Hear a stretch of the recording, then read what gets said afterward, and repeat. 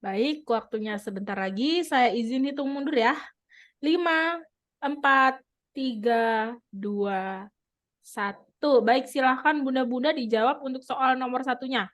Kira-kira untuk soal nomor satu jawabannya yang paling tepat yang option mana nih? Oke, dari Bunda Juju Jamila.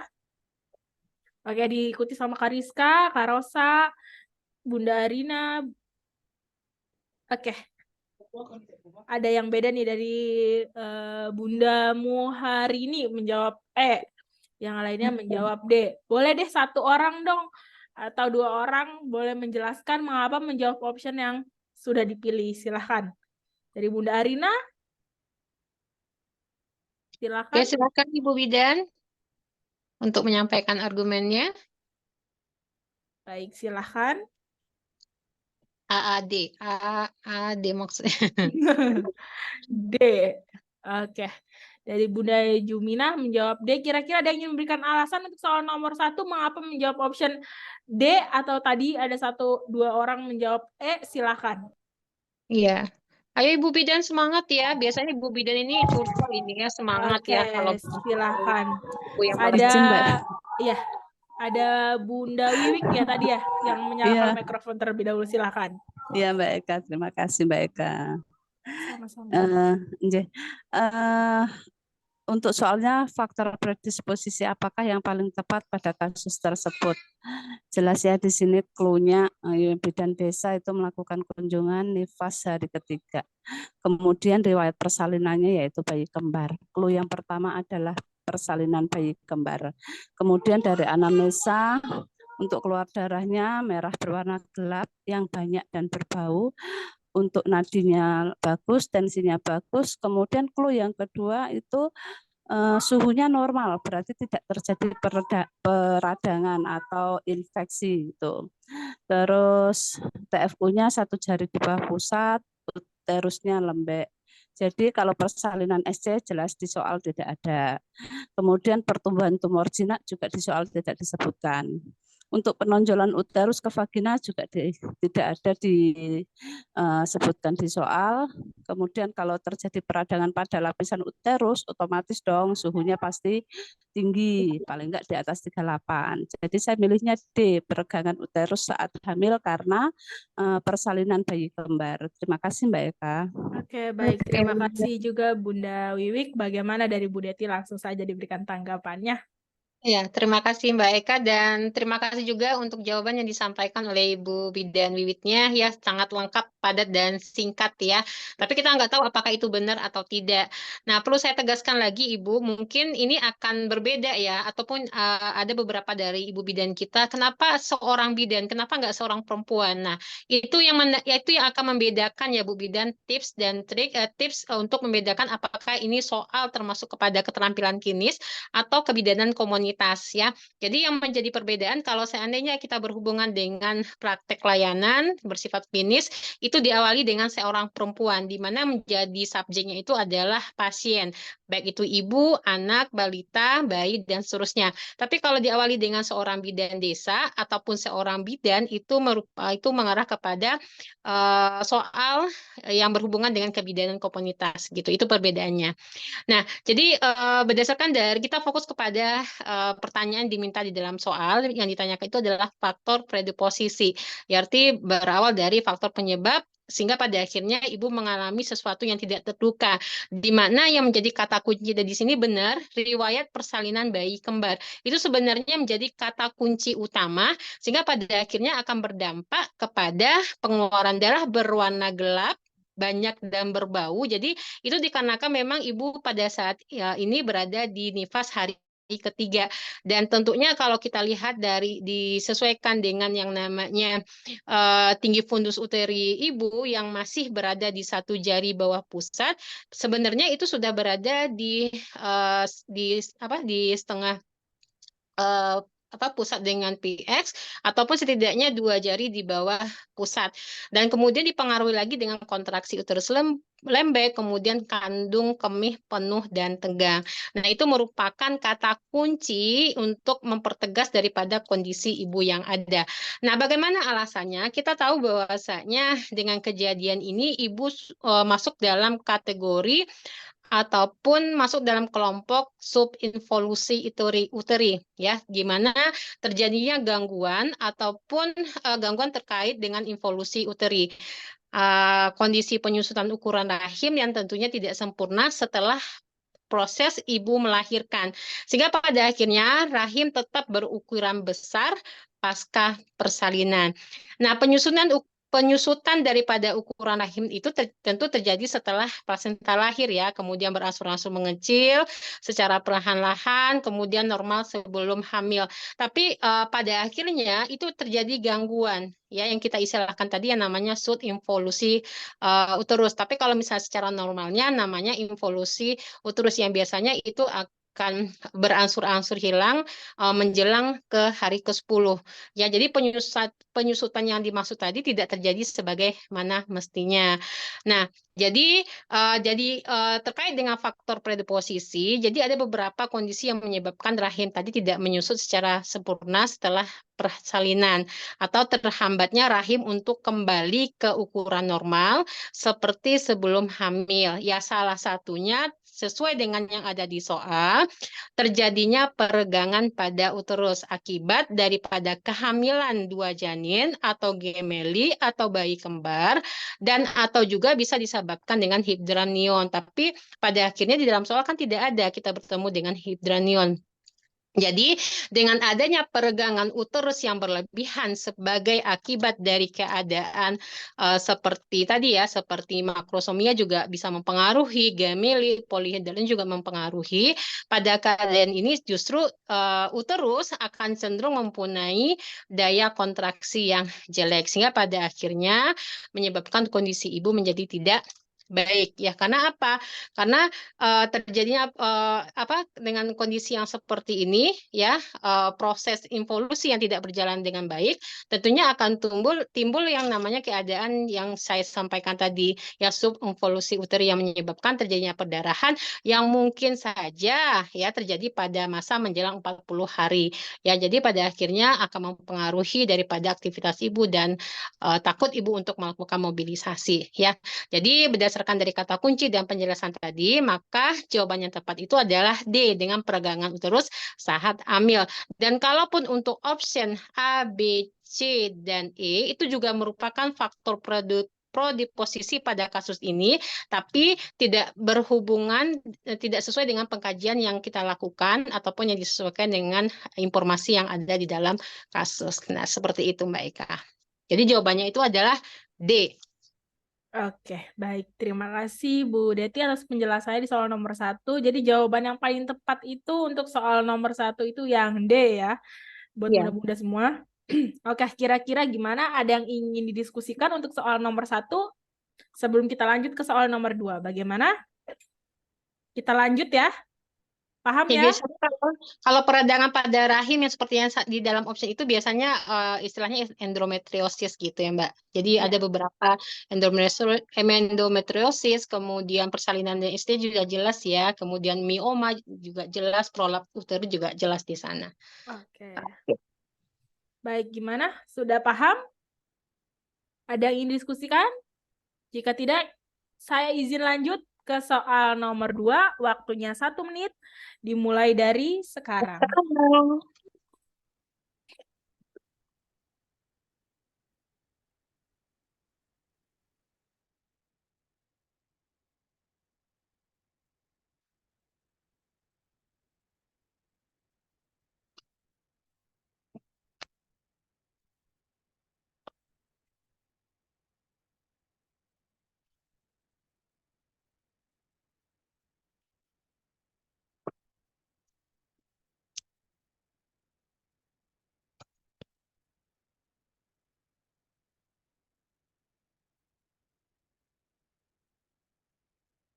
Oke, silakan Ibu jika ada yang sudah bisa menjawab.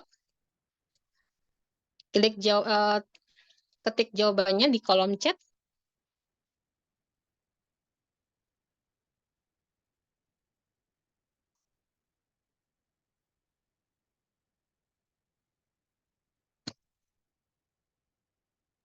Oke, baik silahkan dijawab untuk soal nomor 2.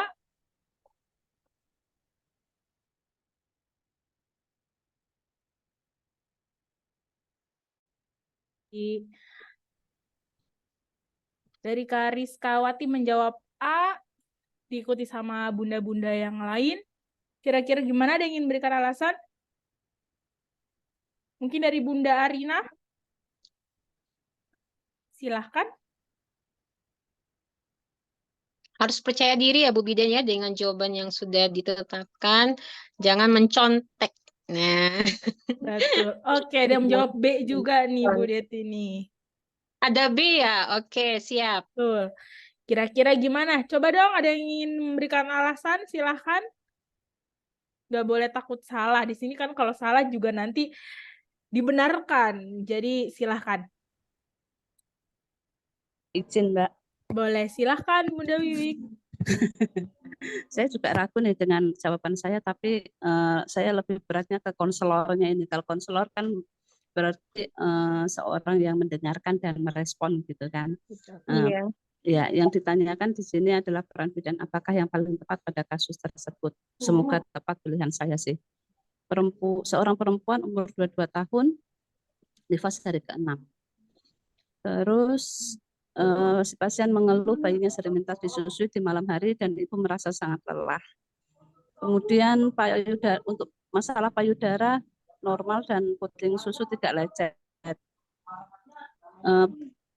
Bidan merespon kelelahan ibu saat menyusui malam-malam. Jadi di sini keluhannya tuh hanya ibunya mengeluh karena merasa lelah menyusui malam hari, kemudian bidannya merespon kelelahan itu. Jadi saya jawabannya A, penyuluh dan konselor. Kalau pemberi pelayanan di dalam soal kayaknya dia hanya merespon belum memberikan asuhan apa-apa nih, kayak Belum memberikan breastfeeding atau tindakan. iya belum memberi tindakan. Kalau pengelola sepertinya juga belum, karena belum ada tindakan juga. Pendidik, penggerak juga belum. Jadi saya A, penyuluh dan konselor. Terima kasih Bu. Oke, siap. Terima kasih Bu Bidan. Oke, baik. Terima kasih Bunda. Iya. Oke, bagaimana? Itu dari Bunda Wiwik menjawab option A ya Bunda ya? Lalu ada lagi kah mungkin yang dari tim lainnya ada yang jawab D juga nih? Jawaban D lumayan banyak. Kira-kira ada yang ingin menjelaskan mengapa menjawab option D? Silakan.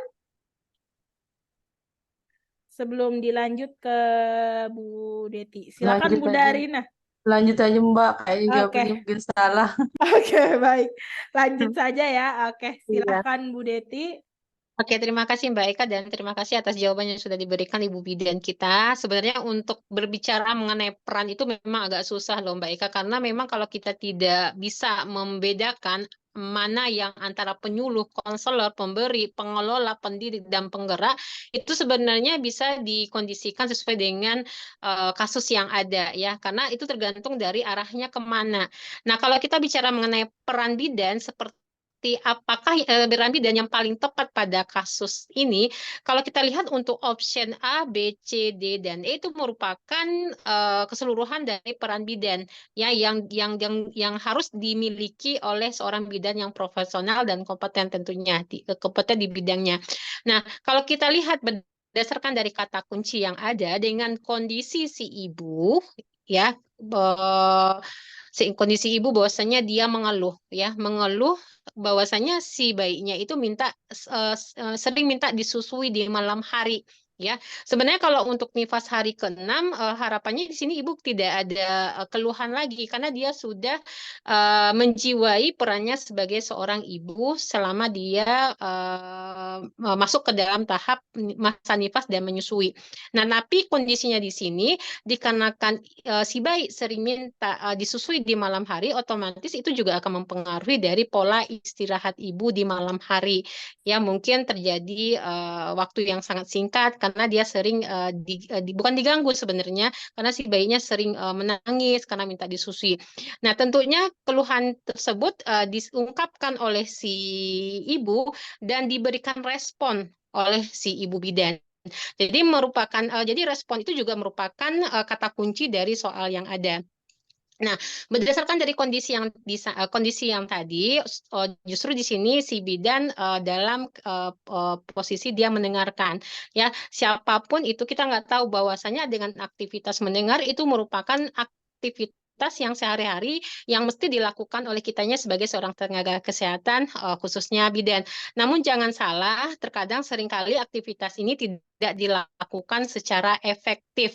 Ya, kita mendengarkan saja tapi tidak memberikan feedback yang baik kepada si ibu. Sehingga pada akhirnya akan hilanglah beberapa informasi yang penting yang tentunya itu akan mengarahkan kita untuk menegakkan kondisi, ya apakah itu diagnosa ataupun menyimpulkan daripada kondisi si ibu. Bahkan sampai terjadinya miskomunikasi antara yang memberi pesan dengan yang menerima pesan kita. Nah, jadi bagi seorang konselor yang disampaikan oleh ibu bidan kita dengan cara mendengarkan itu merupakan keterampilan yang sangat penting, ya. Jadi dengan mendengar dan merespon itu merupakan keterampilan yang sangat penting bagi seorang profesi konselor. Karena apa? Karena dia berupaya untuk memberikan bantuan kepada si ibu yang tentunya mengalami kesulitan dan berupaya berupaya untuk mencari solusi. Nah, jadi apapun itu dengan keterampilan tadi otomatis mendengarkan merupakan hal yang sangat penting bagi kita sebagai seorang bidan. Mendengar dengan rasa empati. Nah, dengan adanya kondisi mendengar dengan empati itu justru keterampilan mendengar bagi seorang konselor untuk memahami perasaan, kebutuhan dan keinginan untuk mendapatkan konseling daripada si ibu. Jadi konselor itu harus menghargai sudut pandang daripada si ibu. Terlepas dari konselor memiliki sudut pandang yang berbeda dengan si ibu tanpa menghakimi daripada si ibu. Nah, kalau kita berbicara mengenai capek ya, Bu. Nah, jadi kan respon si ibu dengan keadaan yang sangat lelah, capek ya Bu, menyusui malam-malam. Nah, itu termasuk kepada mendengar dengan adanya rasa empati. Ya, berbeda kalau seandainya, emangnya berapa kali sih Ibu menyusui? Sehingga pada akhirnya ibu lelah. Nah, itu merupakan fakta, tapi menunjukkan tanpa adanya rasa empati pada si ibu. Nah, kemudian kalaupun ada kalimat yang menyatakan selain ASI apa lagi sih yang ibu berikan sehingga pada akhirnya ibu lelah, itu juga menunjukkan rasa mendengar tanpa adanya rasa empati. Dan kemudian ada lagi dengan kalimat misalnya jika bayi ibu tidak kenyang, mungkin produksi ASINya sedikit. Nah, itu juga terkesan menyalahkan ibu ataupun menghakimi ibu. Dan kalaupun berbicara mengeluh ya seharusnya bersyukur. Nah, gitu ya. Jadi itu termasuk beberapa permasalahan yang harus kita hindari pada saat kita mendengar dan merespon daripada kondisi si ibu. Nah, berdasarkan dari peran si bidan, tentunya dengan peran sebagai penyuluh dan konselor, kita berupaya untuk memberikan bantuan kepada si ibu, sehingga pada akhirnya dia mampu untuk memecahkan masalah dengan pendampingan dari kita sebagai seorang bidan. Sehingga pada akhirnya permasalahan ibu juga akan terselesaikan dengan baik gitu. Ya, jadi jawaban yang tepat itu adalah penyuluh dan konselor. Oke, baik. Terima kasih Bu Deti. Gimana nih dari bunda-bunda semua jawaban yang paling tepat itu, yang paling benar itu yang A. Kira-kira dari bunda-bunda ada yang ingin ditanyakan atau ada yang didiskusikan? Silahkan. Sebelum saya ganti slide ke slide nomor 3. Gimana? Lanjut? Sudah paham ya? Sudah paham ya Bu Bidan? Jadi perbedaannya kalau memberi pelayanan itu sudah kita memberikan asuhan kebidanan yang sifatnya komprehensif dan profesional. Ya, kalau pengelola itu berupaya kita memanfaatkan segala sesuatu terkait dengan ilmu dan pengetahuan serta memperhatikan beberapa potensi sosial budaya yang sehingga pada akhirnya kita mampu untuk memberikan pengelolaan layanan kepada kesehatan ibu dan anak. Itu perbedaannya ya. Kemudian ditambah lagi pendidik, pembimbing dan fasilitator klinik itu merupakan apa ya, memberikan pendidikan kesehatan, pembimbingan, pendampingan. Nah, kemudian ditambah lagi dengan penggerak peran serta masyarakat, ya sudah pasti kita berhubungan dengan yang namanya masyarakat dalam melakukan beberapa program sehingga pada akhirnya kita mampu untuk meningkatkan derajat kesehatan ibu dan anak. Gitu Mbak Eka. Oke, baik. Bagaimana? Paham ya? Lanjut? Baik, kita lanjut nih. Ke soal nomor 3, waktunya masih sama 1 menit, dimulai dari sekarang. Silahkan.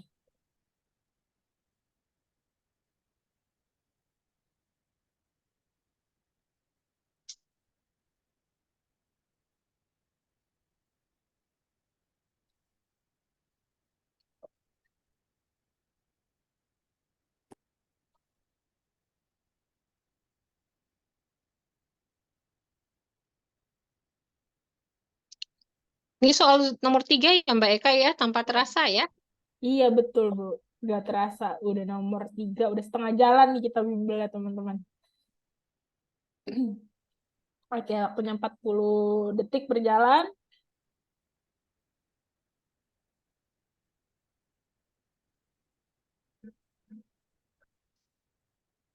Oke, Ayo Bu, jangan sampai menunggu 1 menit ya. Kita harus 3. berupaya untuk menjawab dengan cepat dan tepat. Oke, silahkan dijawab, Bunda-Bunda.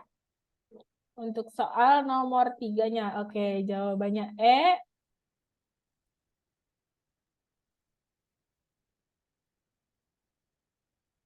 Ada lagi mungkin? Silahkan.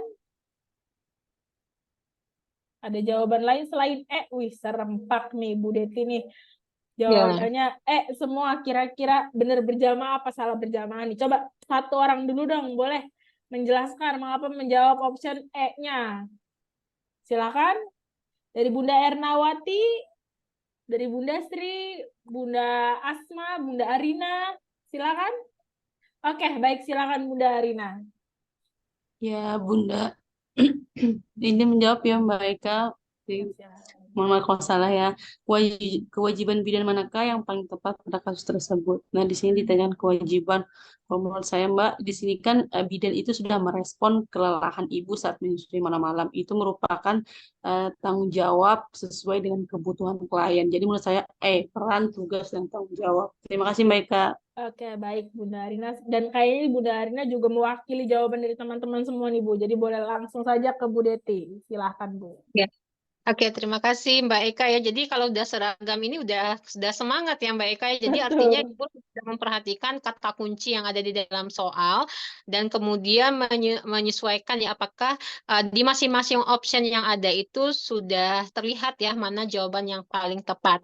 Nah, kalau bicara mengenai kewajiban bidan itu terkait dengan kode etik kita ya sebagai seorang bidan yang berhubungan dengan yang namanya profesi bidan ya, apakah itu berisi apa ya, kode etik yang berisi norma-norma yang tentunya mesti kita patuhi setiap anggota profesi ya. Kemudian juga harus mematuhi apa yang menjadi larangan ya, menghindari larangan dan ketentuan-ketentuan yang ditetapkan oleh profesi bidan kita juga harus diikuti ya, dengan mungkin menjalankan tugasnya ataupun mendampingi daripada si klien, keluarga dan masyarakat.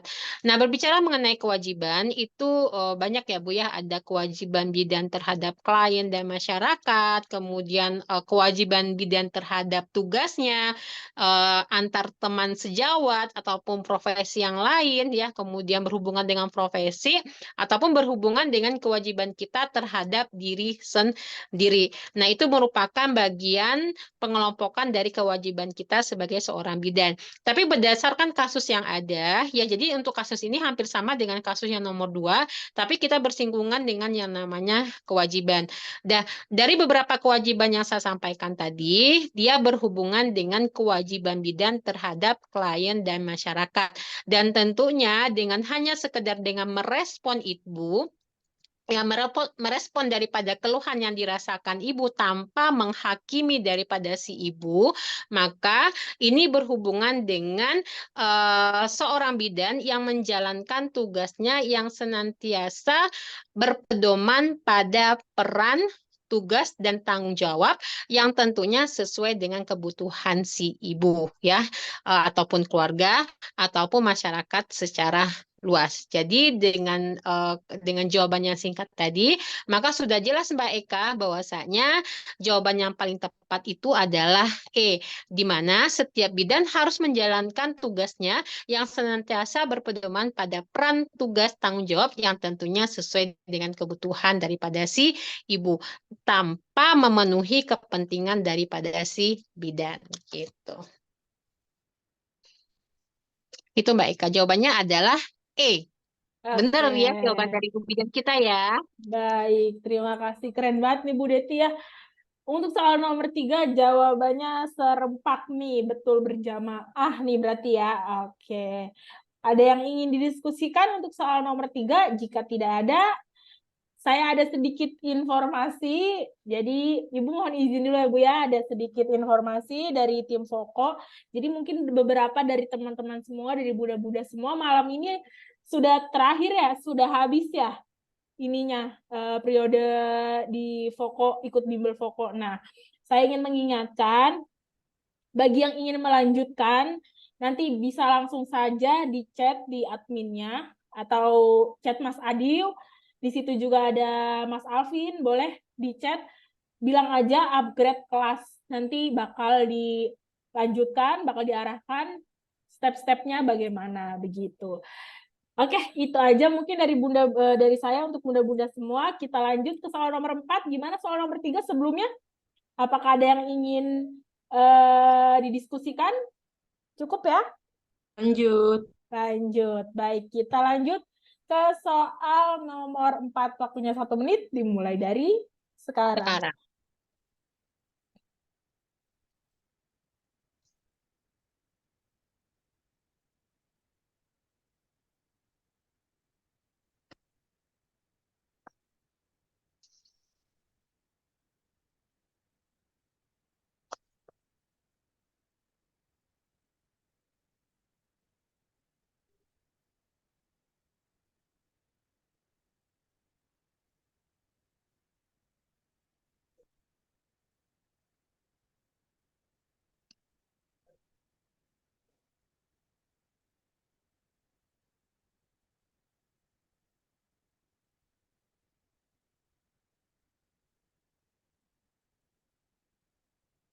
Oke, waktunya sudah hampir habis.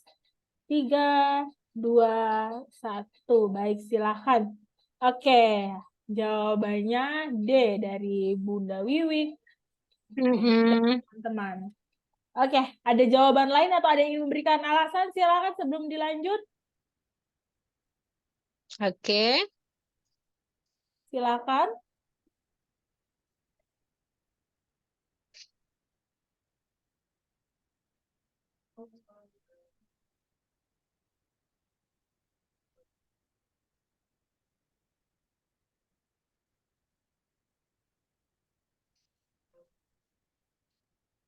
Bagaimana dari bunda-bunda? Oke. Jawabannya ada yang menjawab D, ada yang menjawab A. Berarti ada 2 option yang dipilih nih. Mungkin ada yang ingin memberikan alasan, silakan.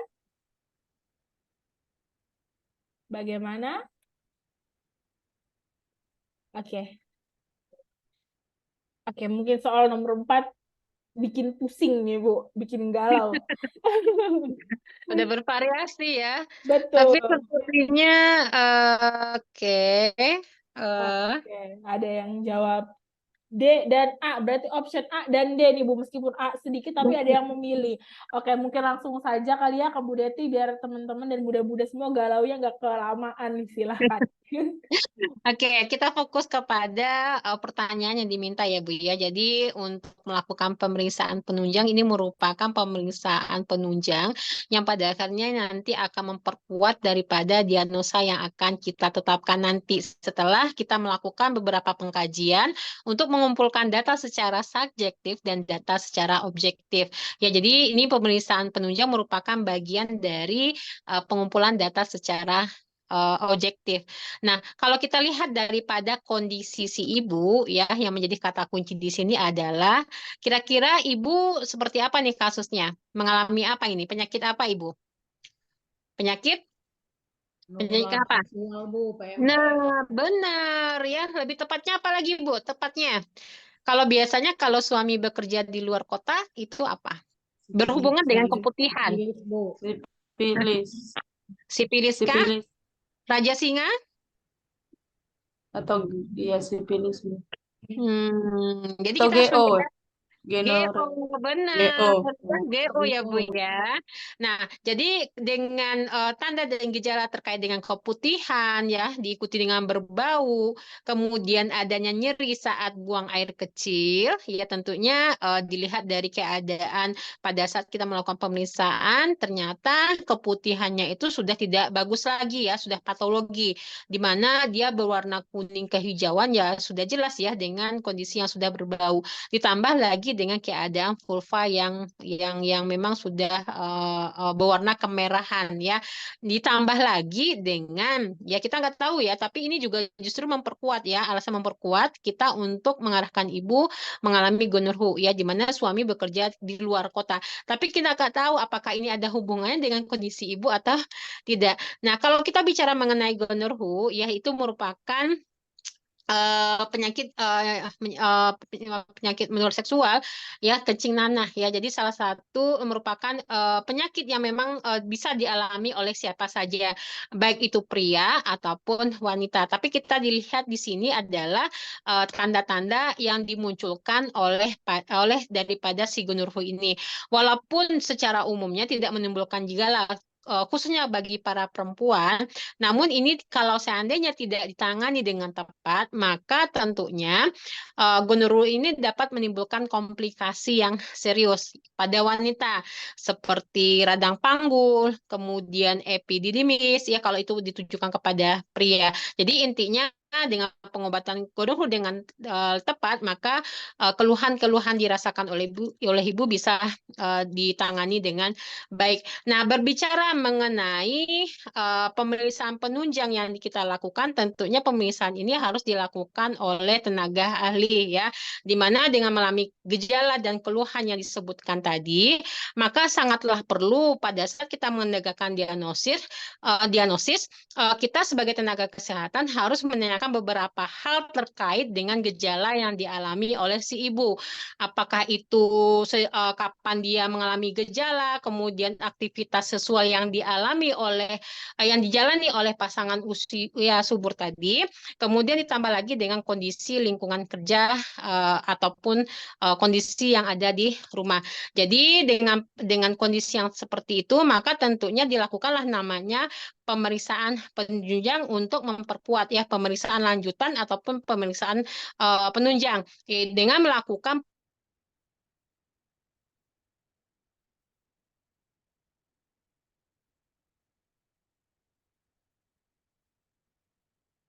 kita akan melakukan pemeriksaan sampel cairan tadi dari bagian tubuh yang terduga terkena gonorrhea ya, seperti cairan vagina ya, kemudian anus, tenggorokan yang pada akhirnya nanti akan diperiksa di laboratorium untuk memastikan dan mendeteksi bakteri dari penyebab gonorrhea tadi ya. Jadi dengan pemeriksaan swab lendir vagina itu merupakan pemeriksaan untuk menilai sampel cairan daripada lendir vagina ya, di mana dilakukan pada kasus keputihan dan pada kasus penyakit menular seksual ataupun keluhan-keluhan yang dirasakan oleh si ibu ataupun si perempuan ini ya. Jadi berdasarkan dari kata kunci yang ada, maka jawabannya tepat itu adalah swab lendir vagina. Nah, bagaimana dengan pemeriksaan yang lainnya seperti VDRL ya, itu merupakan screening awal untuk mendeteksi penyakit fisilis atau raja singa. Kemudian kalau bicara mengenai Whiff test, itu merupakan diagnosis bakterial vaginitis dengan pasti dan dari hasil pewarnaan daripada gram pada sampel duh dari vaginanya. Kemudian kalau bicara mengenai pap smear, itu prosedur untuk mendeteksi kanker leher rahim atau serviks. Sedangkan pada IVA test itu sudah pasti berupaya untuk mendeteksi dini kanker serviks lewat pemeriksaan IVA tes ya. Jadi itu perbedaan dari beberapa option yang ada. Namun berdasarkan dari kata kunci dan pemaparan tadi, maka jawaban yang tepat itu adalah swab lendir vagina untuk memastikan sampel cairan tubuh si ibu untuk memastikan ibu mengalami penyakit menular seksual atau tidak. Gitu. Jawabannya adalah E, swab lendir vagina. Oke, baik. Terima kasih, Bu berjamaah. Desi. Ya, Oke. Bu. Bagaimana? Ada yang ingin ditanyakan? Ada yang ingin diskusikan untuk soal nomor 4-nya? Jelas, Mbak. Jelas, baik. Salah berjamaah, Mbak. Salah berjamaah. Nggak apa-apa, Bu. Nggak Berarti apa-apa. nanti Ibu mesti belajar tentang penyakit menular seksual. Banyak ya tentang gonorrhea, sifilis, AIDS ya yang tentunya sangat mendekati ya daripada si ibu ya. Kita nggak tahu ya, Bu. Kita justru banyak perempuan sebagai korban dari penyakit menular seksual yang tentunya tertularkan apa ya nggak bisa diprediksi ya penyebabnya dari mana ya, Bu ya. Tapi setidaknya itu sangat banyak berada di sekitar kita. Oke, baik. Terima kasih, Bu Deti. Terima kasih juga, Bunda-Bunda semua. Sudah jelas ya, kita berarti bisa lanjut ke soal nomor 5 waktunya. Masih sama 1 menit dimulai dari sekarang.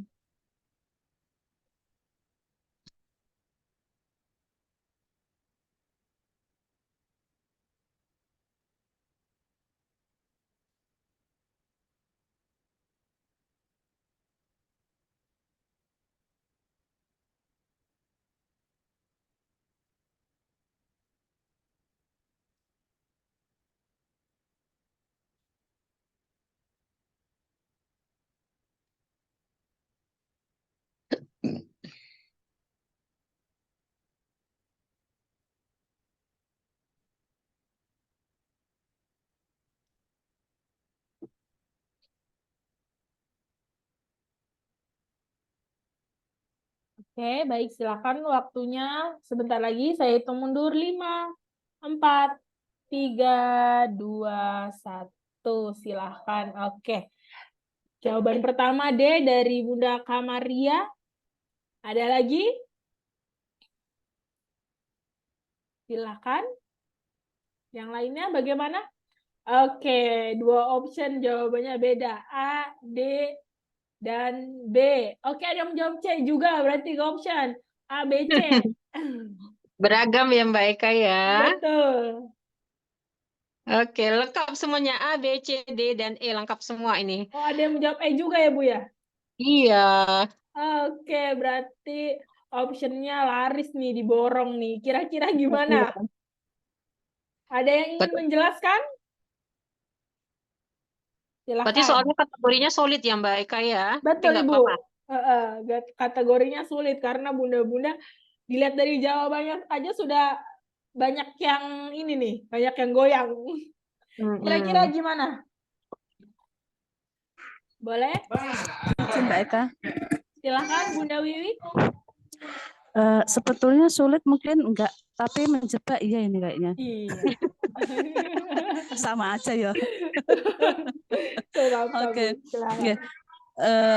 Anjuran apakah yang paling tepat pada kasus tersebut? Ini yang menjadi pegangan saya. Si pasien ini umurnya 50 tahun. Kemudian beliau itu datangnya ke klinik bukan ke PMP.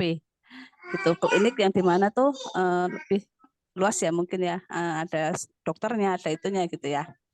Terus dengan keluhan haid tidak teratur sejak 8 bulan yang lalu. Dikatakan menopause belum, tapi premenopause ya. Karena kalau menopause itu kan 12 bulan gitu. Suhu apa keluhannya sering bangun di malam hari, terasa panas pada wajah dan leher, kemudian jantung berdebar-debar. Ini bisa salah satu ciri-ciri atau gejala penurunan terjadinya penurunan hormon karena usianya udah 50 tahun. Untuk suhunya normal, HB-nya juga normal. Jadi berhubung beliau datang ke klinik, kalau saya lebih ke terapi suli hormon atau yang D gitu. Kalau kayak jalan pagi mungkin bisa dilakukan kalau beliau datangnya ke PMB, relaksasi, gizi seimbang gitu Mbak Eka. Oke. Baik, terima kasih Bunda Wiwik. Yang lainnya mungkin ada yang ingin memberikan alasan, silakan. Oke, Lanjut aja, Mbak. ya lanjut aja ya, karena kalau kata Bunda Wiwik tadi sulit enggak, tapi rada menjebak. Oke, baik, Iya. silakan Bu Deti. Oke, terima kasih Mbak Eka. Jadi memang kalau kita melihat daripada kondisi daripada si perempuan yang ada di dalam soal, ya, dengan umur yang sudah mencapai di usia 50 tahun, itu memang sudah akan sering ya mengalami beberapa kondisi yang berbeda dengan kondisi ibu di beberapa tahun sebelumnya. Apalagi kalau kita sudah memasuki usia 50 tahun. Nah, kalau usia 50 tahun itu sudah pasti ya, itu juga akan terjadi penurunan kualitas hidup kita sebagai seorang perempuan loh Mbak Eka ya. Jadi memang ini merupakan gejala-gejala yang memang nanti akan kita alami ya kalau kita sudah memasuki usia antara 45 sampai 55 tahun, walaupun memang ada beberapa referensi ya. Jadi sebenarnya ibu ini sudah masuk ke dalam tahapan menopause, tapi dia masih mengalami ketidakteraturan haid ya sejak 8 bulan yang lalu. Jadi dia masuk dalam tahapan menjelang menopause yang disilahkan dengan perimenopause, bukan menopause karena masih ada terjadi ketidakteraturan haid. Tapi kalau seandainya sudah berakhirnya siklus menstruasi secara alami ya melebihi dari 1 tahun atau 12 bulan berturut-turut, maka dia sudah masuk ke dalam tahapan menopause ya. Jadi ada tahapannya, ada pre, ada peri, ada menopause dan pasca menopause atau post menopause. Jadi itu harus kita pahami perbedaannya. Jadi dengan kondisi yang sudah menjelang menopause walaupun usianya baru 50 tahun, jadi ada beberapa perbedaan-perbedaan tergantung dari kualitas hidup perempuan tersebut. Kalau seandainya kualitasnya baik, kehidupannya, berarti dia akan terjadi keterlambatan untuk menjelang menopause. Tapi kalau seandainya pola hidupnya nggak baik pada saat dia remaja, pada saat menjadi masuk ke dalam usia reproduksi, otomatis juga akan mempercepat dia untuk masuk ke dalam tahapan menopause. Ditambah lagi mungkin ada beberapa faktor predisposisi untuk si ibu masuk dalam tahapan menopause dini. Nah, kemudian ditambah dengan gejala seperti sering bangun di malam hari, ya, kemudian terasa panas pada wajah leher, kemudian jantung berdebar-debar, itu merupakan gejala untuk masuk ke dalam tahapan menopause tadi ya, di mana dimulai ketika dia sudah masuk kepada masa perimenopause beberapa bulan ataupun beberapa tahun sebelum menstruasi dia berhenti, dan durasi dan tingkat keparahan seperti yang saya sampaikan tadi akan berbeda ya, tingkat keparahan gejalanya akan timbul berbeda di setiap wanita ya, apakah itu terkait dengan perubahan siklus menstruasi, perubahan penampilan fisik, perubahan psikologis, perubahan seksual juga mempengaruhi karena itu berhubungan dengan adanya penurunan libido sehingga terjadilah gangguan dari gairah seksual daripada si ibu itu sendiri. Nah, berbicara mengenai kondisi ya, untuk sebagai pertanda kita menuju tahapan menopause, biasanya kadar hormon FSH juga meningkat di dalam darah. Itu merupakan tanda dan gejala kita untuk menuju menopause. Nah, jadi umumnya dengan kondisi yang dialami tentunya tidak membutuhkan perawatan yang khusus ya. Namun apabila gejala menopause sangat mengganggu, dan tentunya yang kita anjurkan itu adalah ada beberapa pilihan. Tapi terkait dengan soal yang ada, maka jawaban yang tepat itu adalah terapi sulih hormon. Ya, walaupun kita tahu ada beberapa terapi pengganti hormon yang digunakan untuk untuk meredakan gejala menopause seperti gejala-gejala tadi, biasanya bisa dengan terapi pengganti hormon estrogen. Tapi terapi ini ditujukan kepada seorang perempuan yang sudah menjalani operasi pengangkatan rahim. Tapi kalau adanya terapi pengganti hormon secara kombinasi, ya kombinasi antara hormon estrogen dan hormon progesteron, itu terapi yang diberikan pada wanita yang mengalami menopause secara alami. Jadi terapi hormonnya itu ada dua, ya, yaitu terapi pengganti hormon estrogen dan terapi pengganti hormon secara kombinasi, baik itu estrogen dan progesteron. Jadi berdasarkan dari kata kunci dan pemaparan tadi, maka jawaban yang tepat itu adalah terapi sulih hormon. Dan kalaupun untuk berbicara opsi yang lain, itu mungkin fokus kepada untuk pendidikan kesehatan saja. Tapi sesuai dengan kondisi si ibu, maka jawaban yang tepat itu adalah terapi pengganti hormon. Gitu, Mbak Eka. Oke, baik. Terima kasih, Bu Deti. Oke, bagaimana dari bunda-bunda semua? Sudah jelas? Ada yang ingin ditanyakan atau ada yang didiskusikan? Silakan. Sudah jelas ya? Jawabannya D. Jawaban yang paling tepat D. Oke, lanjut. Oh, sebentar. Ada Bunda Rizkawati. Raise hand, silakan. Silakan, Ibu. Mohon izin, Bu. Mau bertanya, Ibu. Silakan. Mungkin bisa jelaskan lagi, Bu, apa perbedaannya antara pre dan peri, Bu? Premenopause dan perimenopause mungkin di dalam soal.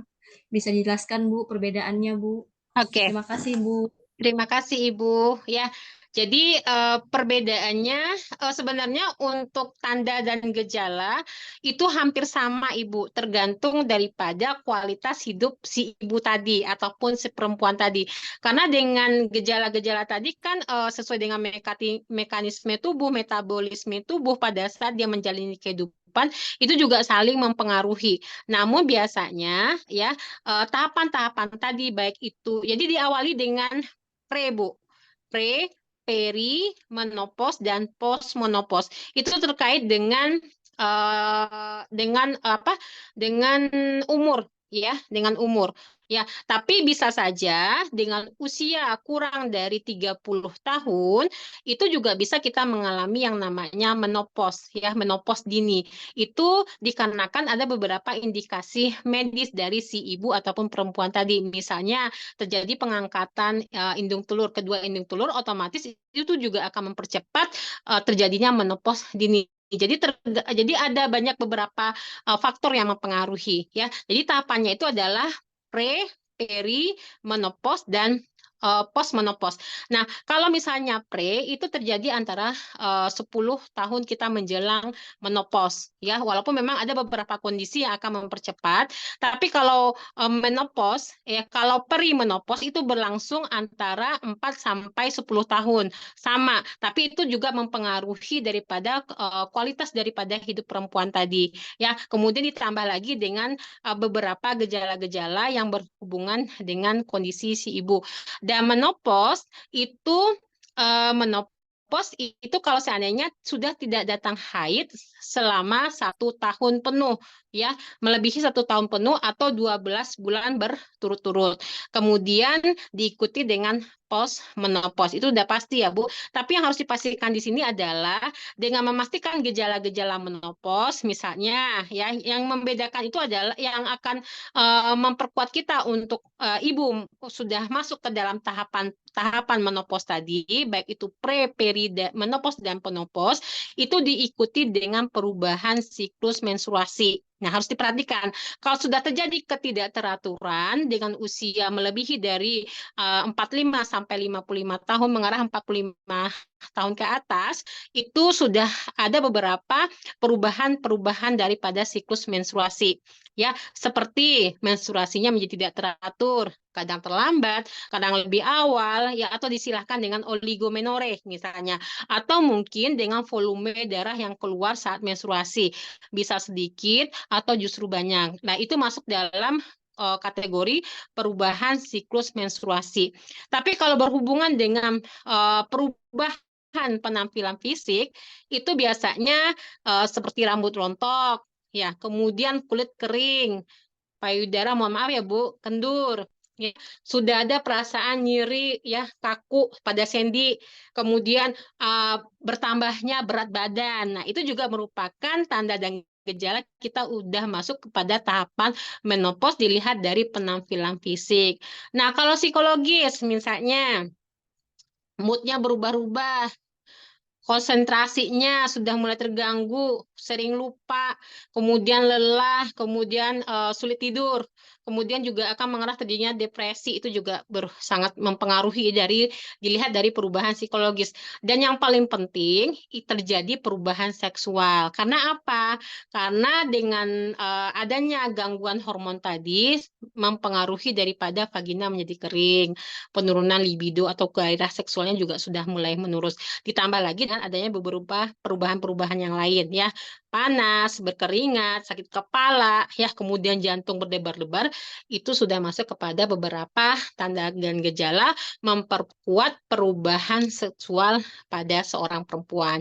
Jadi tanda-tanda dan gejala tadi itu sudah mewakili dari kita masuk kepada tahapan menopause tadi, ya.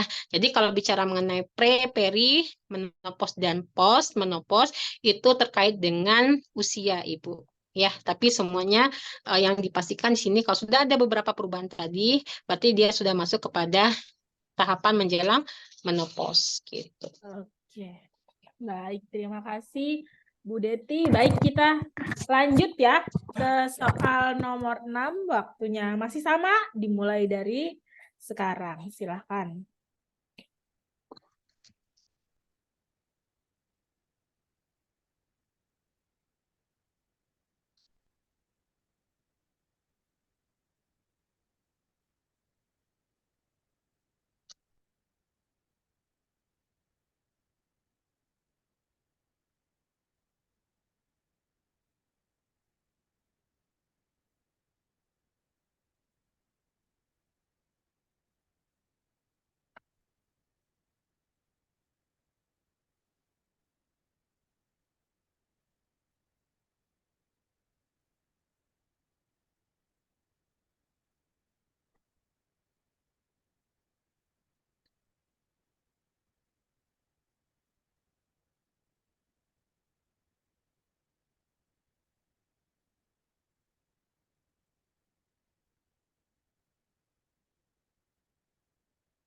Oke, silakan dijawab. Waktunya sudah habis, 1 menitnya.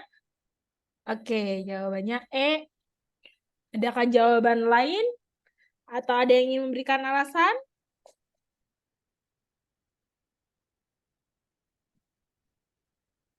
Silakan. Oke, udah seragam lagi ya Mbak Eka ya? Betul, Ibu. Sudah seragam nih. Sudah serempak, kompak jawabannya E semua. Boleh dong satu orang menjelaskan kenapa sih jawabannya E?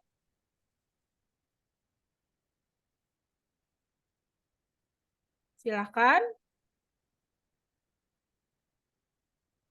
Oke. Ayo Bu Bagaimana? Bidan, alasannya? Silakan.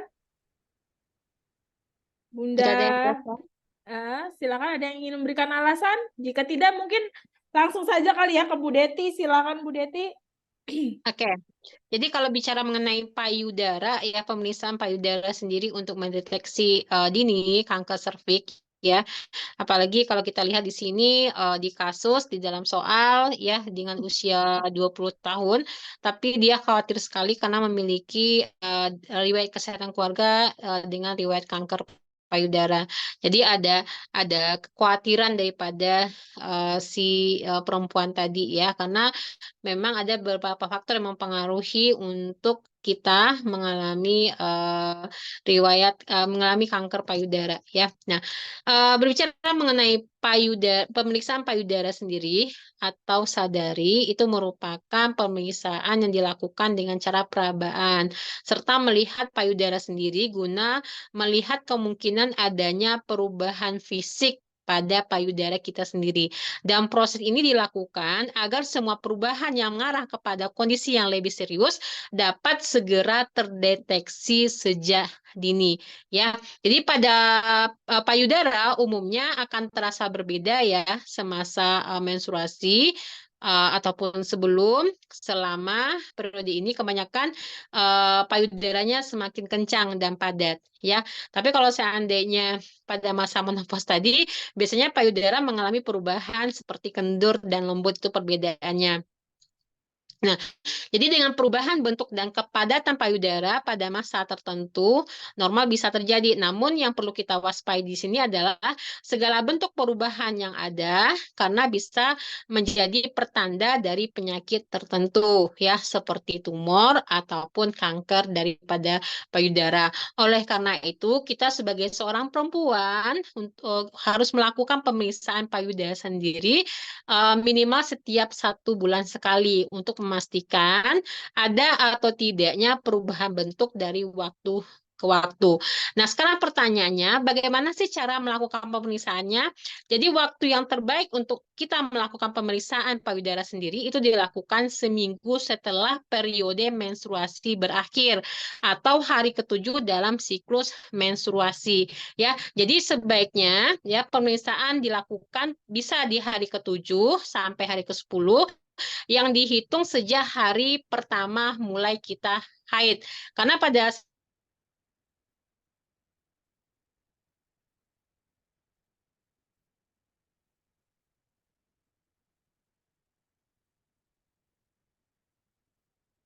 ditujukan pada atau tanggal 2 ya ditujukan kepada wanita yang menopause ya, dikarenakan dengan usia si klien ataupun yang ada di dalam soal berumur 20 tahun, di mana sudah pasti dia masih masuk dalam usia subur dan sudah menstruasi, sehingga waktu yang paling tepat untuk kita lakukan pemeriksaan payudara itu adalah hari ke-7 atau mungkin sampai ke-10 dalam siklus menstruasinya gitu Mbak Eka. Jadi dengan melakukan pemeriksaan pada masa menstruasi ya kurang disarankan karena kadar hormon sedang berfluktuasi sehingga menyebabkan perubahan pada tubuh termasuk pada payudara yang menjadi lebih kencang. Maka yang dianjurkan itu pada hari ke-7 dalam siklus menstruasi, tidak pada masa menstruasi gitu. Oke. Baik, terima kasih Bu Deti untuk penjelasannya di soal nomor 6. Kira-kira gimana dari bunda-bunda nih? Jawabannya semuanya alhamdulillah betul semua. Oke, kita lanjut ya berarti ke soal nomor 7. Waktunya masih sama 1 menit. Dimulai dari sekarang. Silakan.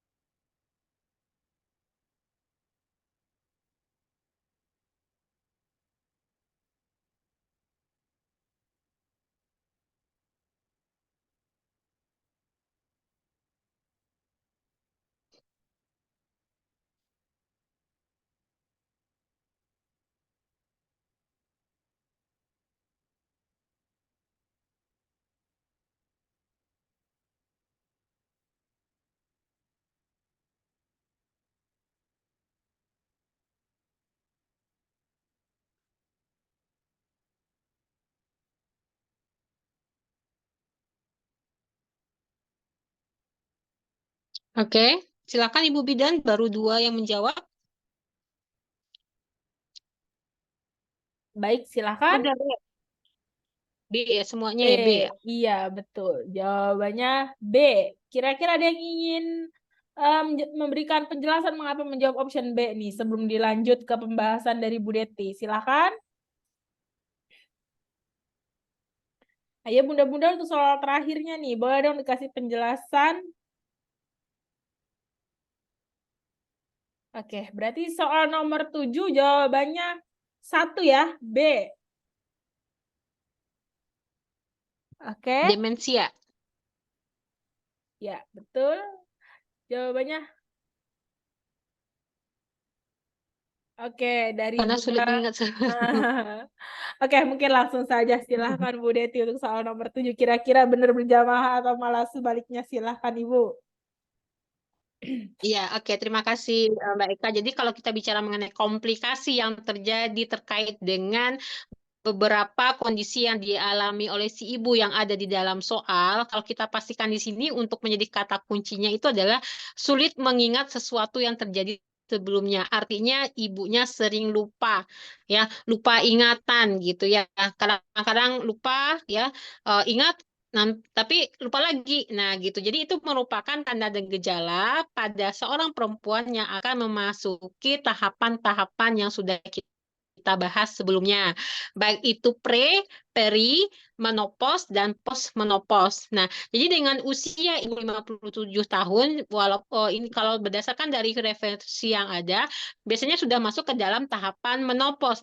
Namun dilihat dari menstruasi yang baru mencapai 6 bulan, belum di 1 tahun penuh atau 12 bulan berturut-turut. Jadi dipastikan ibu masuk dalam tahapan perimenopause, bukan premenopause, ya. Jadi dipastikan kalau untuk usia antara 45 sampai 55 tahun itu kemungkinan ibu sudah masuk kepada tahapan menopause. Tapi kalau misalnya kurang dari 45 tahun, berarti dia masuk kemungkinan kepada tahapan perimenopause. Dan di usia antara kurang dari 35 itu masuk kepada tahapan pre-menopause, ya. Dan bisa saja juga terjadi menopause dini kalau seandainya ada indikasi langsung yang dialami oleh si ibu terkait dengan penyakit, ya, yang dialami oleh si ibu. Justru itu akan mempercepat terjadinya menopause dini. Nah, berdasarkan dari kata kunci yang ada, kita bicara mengenai komplikasi terkait dengan sulit mengingat sesuatu yang terjadi pada si ibu.